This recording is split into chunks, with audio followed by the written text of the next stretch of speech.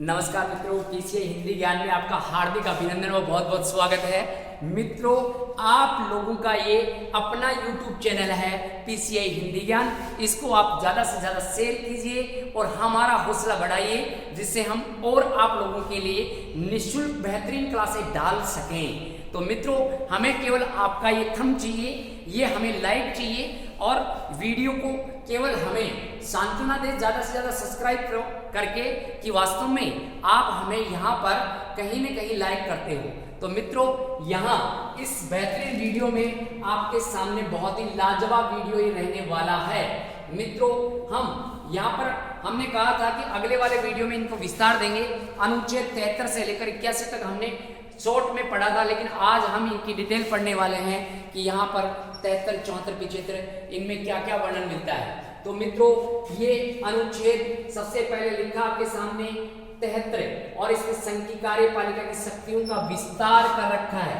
किनका विस्तार कर रखा है मित्रों? कार्यपालिका की शक्तियों का विस्तार। इसमें देखो केवल इतनी ही बात कही गई है, लेकिन हम आगे चलेंगे तो मित्रों यहाँ पर अनुच्छेद 74 आएगा और इस 74 में हम थोड़ी डिटेल पढ़ने वाले हैं। यहाँ पर अनुच्छेद 74 में संघ का जो मंत्रिमंडल होता है, संघ का मंत्रिमंडल, और इस संघ के मंत्रिमंडल के अंतर्गत यहाँ पर जो मुख्य आदमी होगा, मतलब मंत्रिपरिषद का जो मुखिया होगा मित्रों, वो पीएम होगा। मंत्रिपरिषद का मुखिया कौन होगा? पीएम होगा। ये वर्णन अपने अनुच्छेद कौन से मिलता है मित्रों? 74 में मिलता है। सीधी सी बात है कि मंत्रिमंडल या संघ सरकार के अंतर्गत जो भी कार्य करेगा वो प्रधानमंत्री करेगा। वास्तविक प्रधान होता है प्रधानमंत्री, या वास्तविक मुखिया जो होता है वो प्रधानमंत्री होता है, और नाम मात्र का होता है मित्रों राष्ट्रपति। ये अनुच्छेद 74 वर्णन करता है। राष्ट्रपति की आलोचना करते हुए यहाँ पर अनुच्छेद 74 में यह भी कहा गया है कि राष्ट्रपति एक रबर की मोहर है। ऐसे भी इसके अंतर्गत कहा गया है कि सारे कार्य कौन करता है? ये प्रधानमंत्री करता है। तो यही हम इसमें देखने वाले हैं। देखो मित्रों, आपके सामने लिखा हुआ है राष्ट्रपति की सलाह के लिए एक मंत्रिपरिषद होगी। राष्ट्रपति को सलाह देने के लिए एक मंत्रिपरिषद होगी और उस मंत्रिपरिषद का मुखिया होगा मित्रों पीएम। मुखिया कौन होगा? पीएम होगा। वास्तविक प्रमुख जो होता है वो पीएम होता है, और नाममात्र का जो प्रमुख होता है वो कौन होता है मित्रों? राष्ट्रपति होता है। और राष्ट्रपति को यहाँ पर रबर की मोहर की संज्ञा दी गई है। ऐसे हम ध्यान रख सकते हैं। तो मित्रों, ये हो गया अपना अनुच्छेद 74, जिसमें सलाह दी जाती है। मंत्रिपरिषद सलाह देती है, और सलाह के लिए यहाँ पर जो मुख्य आदमी होता है वो कौन होता है? प्रधानमंत्री होता है। ऐसी बात कही गई है मित्रों किसमें? 74 में। और मित्रों 74 में हमें मजा आने वाला है, क्योंकि यहाँ पर अनुच्छेद 74 में 2 संशोधन देखने को मिलते हैं। तो मित्रों, ये दोनों ही संशोधन आपके समक्ष लिखे हुए हैं। यहाँ पर 42वां संशोधन और 44वां संशोधन संविधान के लिए वैसे बहुत अति महत्वपूर्ण है, जो हम संशोधन वाले वीडियो में इनको विस्तार से पढ़ने वाले हैं। मित्रों, यहाँ पर अभी हम केवल प्रधानमंत्री या मंत्रिपरिषद से संबंध रखने वाले को ही पढ़ने वाले हैं। यहाँ 42वां संशोधन 1976 में ऐसे कहा गया कि अपने राष्ट्रपति को सलाह देने के लिए एक मंत्रिपरिषद होगी, और वह सलाह एक बार ही देगी, और उसको मानने के लिए राष्ट्रपति क्या होगा मित्रों?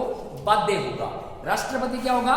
बाध्य होगा। ये बात कही गई 42वें संशोधन 1976 में। लेकिन फिर यहाँ पर पुनः विचार किया गया और कहा गया कि इसमें थोड़ा संशोधन किया जाना चाहिए, और इसी को देखते हुए फिर आगे आया मित्रों 44वां संशोधन 1978। और 1978 में इस बात को थोड़े सुधारते हुए कहा गया कि सही है, यहाँ पर सलाह के लिए एक मंत्रिपरिषद होगी, लेकिन वो एक बार सलाह नहीं दे सकती। एक बार राष्ट्रपति उसको सलाह देने के लिए राष्ट्रपति के पास भेजा गया कोई प्रपत्र, लेकिन वहां पर राष्ट्रपति उस पर बाध्य नहीं हो सकता। पुनः विचार के लिए वो उसको भेज सकता है। एक बार राष्ट्रपति पुनर्विचार के लिए वहां पर भेज सकता है।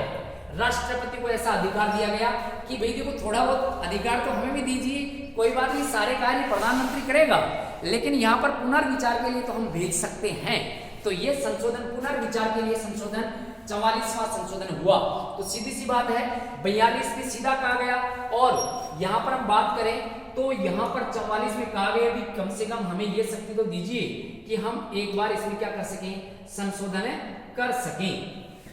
अब मित्रों 74 के बाद में आपके सामने लिखा हुआ है अनुच्छेद 75, और यह अनुच्छेद 75 अपने लिए बहुत ही महत्वपूर्ण रहने वाला है।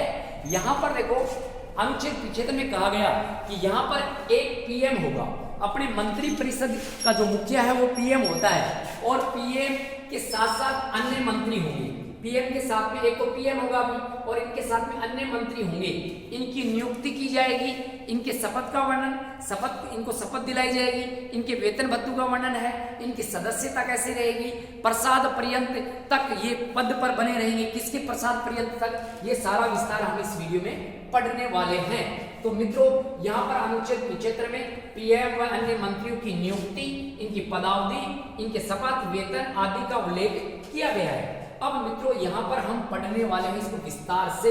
अनुच्छेद 75(1) यहाँ पर हम देखें तो अनुच्छेद 75(1) में क्या है मित्रों, 75(1) में कहा गया कि यहाँ पर मंत्रियों की नियुक्ति की जाएगी राष्ट्रपति के द्वारा। यहाँ पर पीएम की नियुक्ति भी कौन करेगा, राष्ट्रपति करेगा। ये वर्णन अपना अनुच्छेद करता है एक बार नियुक्ति करेगा, ऐसे ध्यान रखिए। प्रधानमंत्री की एक बार नियुक्ति राष्ट्रपति करेगा, ये वर्णन कर रखा है 1 में। और इसमें एक बात और ध्यान रखनी है कि जो मंत्री परिषद का आकार होगा वो होगा मित्रों, अधिकतम कितना हो सकता है, 15% हो सकता है, और न्यूनतम कितना हो सकता है, 12% हो सकता है। लेकिन 12% के भी कई अपवाद हमें देखने को मिल सकते हैं।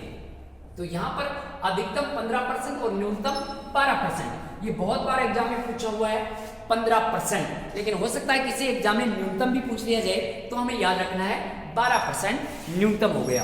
अब किसका ये न्यूनतम है, तो कुल सदस्य होते हैं, उन कुल सदस्यों का ये 15% होता है। मित्रों जैसे हम बात करें तो वहां पर लोकसभा में कुल सदस्यों की संख्या होती है, और उन सदस्यों के अनुसार 15% आकर, जैसे केंद्र सरकार में लोकसभा होती है, वैसे हम राज्य सरकार के अंतर्गत देखें तो यहाँ पर मित्रों विधानसभा होती है। राजस्थान विधानसभा के पास जैसे माने कि 200 सीटें हैं। अब 200 सीटों पर कितने मंत्री हो सकते हैं, तो 15%, यहाँ पर 30 होता है। तो मित्रों ऐसे ही हम बात करें तो कुल सदस्यों का कितना होगा, 15%। और ये निर्धारित कब किया गया, 51वां संशोधन हुआ, बहुत महत्वपूर्ण है। 51वां संशोधन 2003 में ऐसा कहा गया। और भारत में अधिकतम कितने मंत्री हो सकते हैं मित्रों, तो यहाँ पर अधिकतम हो सकते हैं 81 मंत्री। तो ऐसे हम बात कर सकते हैं। ये अपना अनुच्छेद चल रहा है मित्रों 75, जो आप लोगों के लिए महत्वपूर्ण साबित होने वाला है। अब मित्रों हम चले आगे, 75(2). अब दो को कैसे याद रखें, 75(1) को तो हमने कर लिया कि एक बार नियुक्ति करेगा राष्ट्रपति। दो का हम ऐसे ध्यान रखेंगे, 2 भाई 2, प्रसाद 2, क्या 2, प्रसाद 2। तो ऐसे हम देखो एक शब्दावली से याद रख सकते हैं, प्रसाद 2, क्या 2 भी, प्रसाद 2। और प्रसाद कौन देगा मित्रों, राष्ट्रपति देगा। तो यही बात हम इस कड़ी में याद रखने वाले हैं।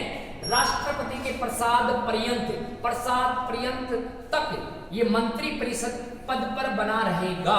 तो यहाँ पर ये मित्रों लिखा हुआ है 2 में लिखा हुआ है भाई प्रसाद 2 कौन देगा, राष्ट्रपति देगा। किनको देगा, मंत्रियों को देगा। सीधा सा हमें ऐसे ध्यान रखना है। फिर मित्रों हम चले आगे, तो यहाँ पर अनुच्छेद 75(3) लिखा हुआ है।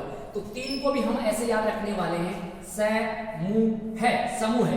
अब समूह में कितने वर्ण या कितने अक्षर आ रहे हैं मित्रों, 3 अक्षर आ रहे हैं। ऐसे हम लॉजिक बैठाएंगे माइंड में, 2 प्रसाद 2, 1 नियुक्ति, यहाँ 3 समूह है, ऐसे ध्यान रखें। समूह में क्या आएगा कि जो मंत्री परिषद होगी ये सामूहिक रूप से लोकसभा के प्रति उत्तरदायी होगी, और व्यक्तिगत रूप से राष्ट्रपति के प्रति क्या होगी, उत्तरदायी होगी। ये वर्णन कर रखा है अपने 75(3) में। सामूहिक रूप से मंत्री परिषद लोकसभा के प्रति, और व्यक्तिगत रूप से यहाँ पर राष्ट्रपति के प्रति क्या होगी मित्रों, उत्तरदायी होगी। और ये वर्णन कर रखा है 75(3) में। ऐसे हम बात करें तो ये 75(3) होता है। अब मित्रों ये तो हम देखो पीछे भी पढ़ चुके हैं, लेकिन एक बार फिर से हम देख लेते हैं अनुच्छेद 75(4). अब 75(4) अभी तो 75 चल रहा है, ये महत्वपूर्ण अनुच्छेद है अपने लिए। 75(4) है।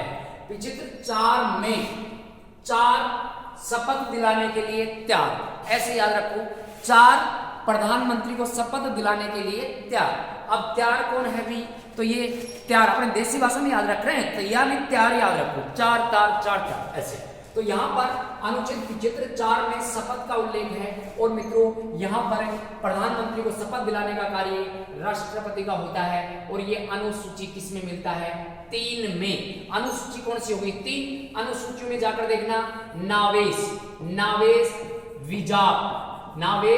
विजाप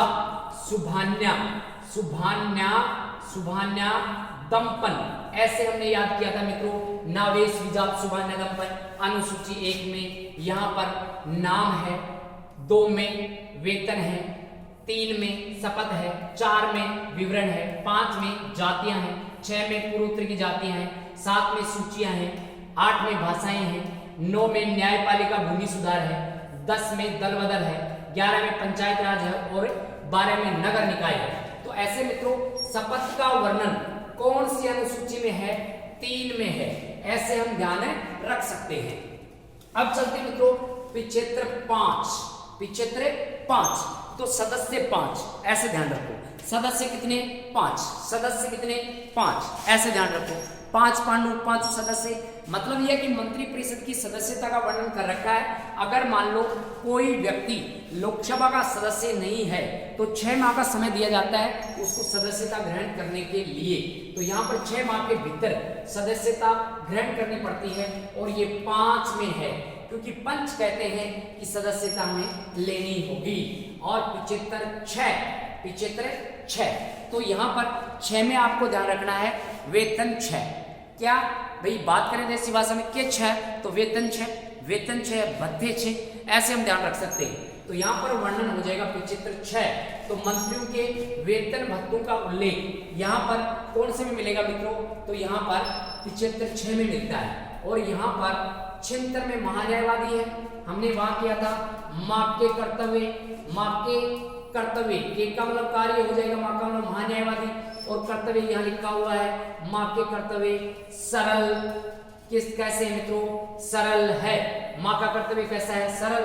तो सीधी सी बात है 78 में यहाँ पर सतत, 76 में महान्यायवादी, 77 में कार्य, 78 में पीएम के कर्तव्य, 79 में ये संसद के गठन का वर्णन, 80 में राज्यसभा के गठन का वर्णन और 81 में लोकसभा के गठन का वर्णन कर रखा है। तो मित्रों ऐसे हमने थोड़ा विस्तार देने का यहाँ पूरा प्रयास किया है।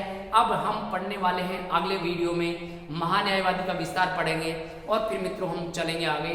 तो यहाँ पर महान्यायवादी को विस्तार देने के बाद में हम, या फिर उससे पहले हम पहले प्रधानमंत्रियों को पढ़ लेंगे कि प्रमुख प्रधानमंत्री कौन कौन कब कब क्या क्या कार्य किया।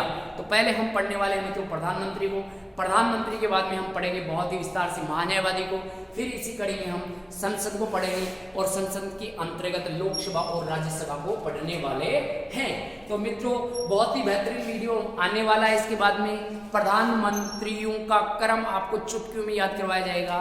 ठीक है मित्रों, आप ज़्यादा से ज़्यादा शेयर कीजिए, लोगों के पास पहुंचाइए। आप लोगों को और भी बहुत ही बेहतरीन सामग्री यहाँ पर प्राप्त होने वाली है जो आप लोगों के जीवन बनाने में काफ़ी उपयोगी होगी। ठीक है मित्रों, धन्यवाद, जय हिंद, जय भारत।